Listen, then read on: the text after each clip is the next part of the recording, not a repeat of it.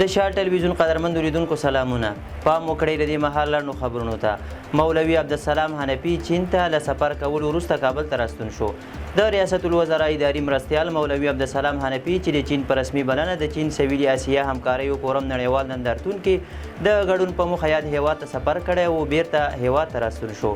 مولوي عبدالسلام حنفي په یاد نندارتون او فورم کې د ګډون او وینا ترڅنګ د چین له لوړپوړو چارواکو سوداګرو او پانګوالو سره وکتل. ښاغلي حنفي او مل پلاوي د دې سفر په څنډه کې د یونان ولایت د کرنیزو او درملو علومو علمي او څېړنیزو مرکزونو او همداراز د افغان سوداګرو لخوا د چین سویلي اسیا نندارتون کې د افغانستان د محصولاتو او تولیداتو ایښودل شویو غرفو څخه هم لیدنه وکړه. د ریاست الوزرا اداري مرستیال ټینګار کړی چې افغانستان له چین او د سویلي اسیا هیوادونو سره د کانونو استخراج، انرژي، ترانزیت، تکنالوژۍ او سوداګرۍ په برخو کې د همکاریو پراختیا ته لیوال دی او په سیمه کې د ځانګړي موقعیت له امله کولی شي د مرکزي، سویلي او ختیځې اسیا ترمنځ د نښلوونکي پل په توګه مهم رول ولوبوي.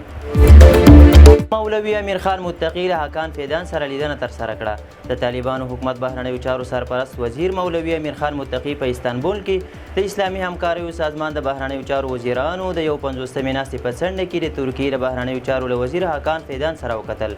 د بهرنیو چارو وزارت ویان حفیظ احمد تکل پر خپل ایکس پاڼه لیکلي چې په دې ناسته کې د افغانستان او ترکیې ترمنځ پر دوه اړخیزو اړیکو او سیمه ییزو مسایلو خبرې شوي دي. هغه زیاته کړې چې متقي په دغه لیدنه کې ویلي ترکیه د افغانستان په بهرني سیاست کې ځانګړی ځای لري او د دواړو هیوادونو ترمنځ د اړیکو د لا پراخېدو ترڅنګ باید دوه اړخیزې همکارۍ هم لا زیاتې شي. هغه لیکلي د ترکیې د بهرنیو چارو وزیر هم په خپل وار له افغانستان سره اړیکې د ترکیې لپاره مهمې بللي او د ګڼو برخو په سطحه یې د دواړو هیوادونو ترمنځ د همکاریو پر پراخوالي ټینګار وکړ. د اسعارو د اعلان بهیر زونونو ته هم پراخیږي. د افغانستان بانک لومړي مرستیال صدیق الله خالد د صرافانو ټولنې له استازو سره ناسته وکړه. افغانستان بانک وایي په دې ناسته کې د صرافانو د ستونزو حل لارو، د هیواد په زونونو کې د اسعارو د اعلان بهیر د پیل، بولۍ او یو شمېر نور موضوعاتو په تړاو خبرې شوي دي.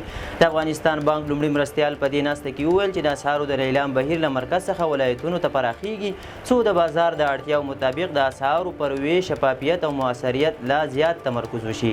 ښاغلي خالد د هیواد په اقتصادي پرمختګ کې د صرافانو رول ته په اشاره د مرکزي بانک له لوري د دوی د ستونزو د حل په برخه کې د همکارۍ ډاډ ورکړی دی. د روغتیا نړیوال سازمان استازو د روغتیايي وضعیت ارزونې لپاره تورخم ته سفر کړی دی. د یاد سازمان استازو راستنېدونکو کډوالو ته د روغتیايي خدمتونو د زیاتوالي ډاډ ورکړی او ویلي دي چې ښځو او ماشومانو ته به لومړیتوب ورکړل شي. افغانستان کې د یاد سازمان دفتر وایي چې دغه سفر د روغتیايي اړتیاو د پیژندلو او له روغتیايي همکارانو سره د همغږۍ لا پیاوړتیا په موخه ترسره شوی دی. دا په داسې حال کې ده چې له پاکستان څخه له غیر قانوني او ICC افغان کډوالو د ایستلو بهیر روان دی. دا په داسې حال کې ده چې له پاکستان څخه له غیر قانوني او ICC افغان کډوالو د ایستلو بهیر روان دی. امریکا په ټوله نړۍ کې خپلو اتباعو ته د ځان ساتنې خبرداری او سپارښتنه کړې. د ایران پر اتومي تاسیساتو له برید وروسته د امریکا بهرنیو چارو وزارت په ټوله نړۍ کې خپلو اتباعو ته د ځان ساتنې خبرداری او سپارښتنه کړې ده. یاد وزارت ویلي امکان لري چې ایران د برید په غبرګون کې د امریکا پر وګړو سفارتونو او استازوالیو بریدونه وکړي. اعلامیه کې ټولو امریکایي اتباعو ته سپارښتنه شوې چې د نړۍ په هر ځای کې له زیات احتیاط څخه کار واخلي او سفري مشورو، امنیتي سپارښتنو او ممکنه خطرونو ته جدي پاملرنه وکړي. د امریکا سفارتونو هم له خلکو غوښتي چې د بیړنیو حالاتو لپاره چمتو اوسي. امریکا متحده ایالاتو د یکشنبې په ورځ د ایران په دریو مهمو هستوي تاسیساتو نتنز، پردو او اصفهان هوایي بریدونه ترسره کړل. بلخوا د ایران بهرنیو چارو وزارت دغه بریدونه د نړیوالو قوانینو ښکاره نقض بللې او خبرداری ورکړې چې امریکا به سخت او مناسب ځواب. عراقچي د امریکا او اسرائیل له بریدونو پر ضد ملګرو ملتونو ته یو لیک استولی دی. د ایران بهرنیو چارو وزیر سید عباس عراقچي د ملګرو ملتونو سرمنشي او د امنیت شورا رئیس ته یو لیک استولی دی. په دغه لیک کې د امریکا برید پر ایران اندېښمنونکی او له فاجعې ډک بلل شوی دی.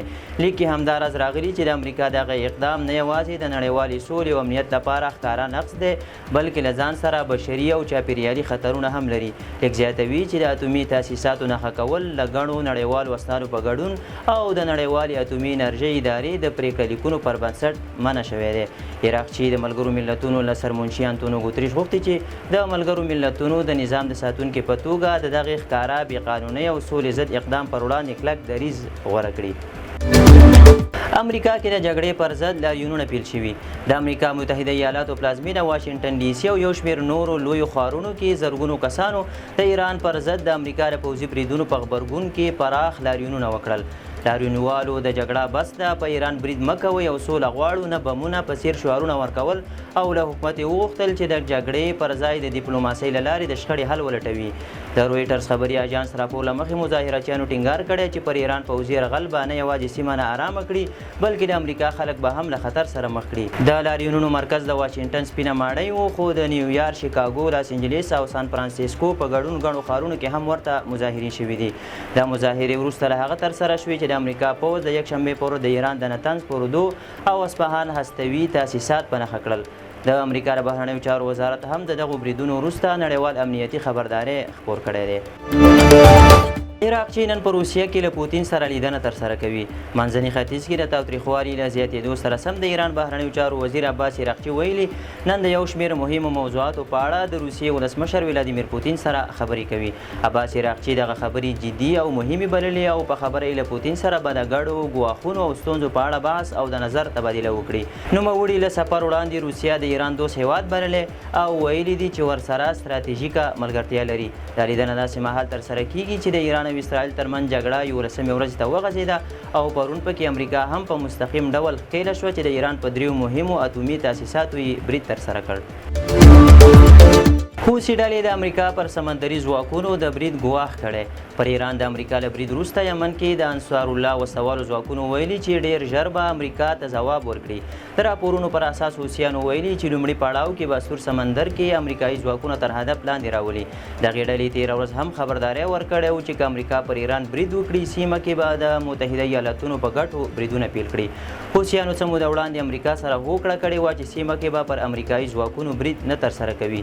دا په داسې حال کې ده چې امریکا د ایران په دریو مهمو اټومي مرکزونو فوردو، نتنز او اصفهان هوایي بریدونه ترسره کړي دي.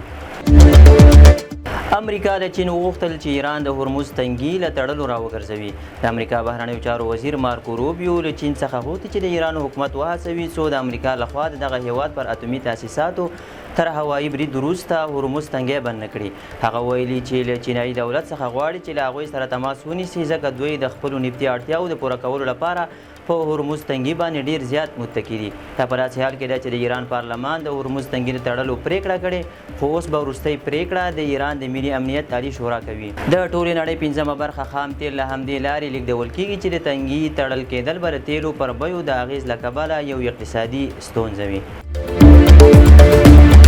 د شال ټلویزیون قدرمندو لیدونکو دا د دې مهال لنډ او مهم خبرونه. تر بیا ښه وخت.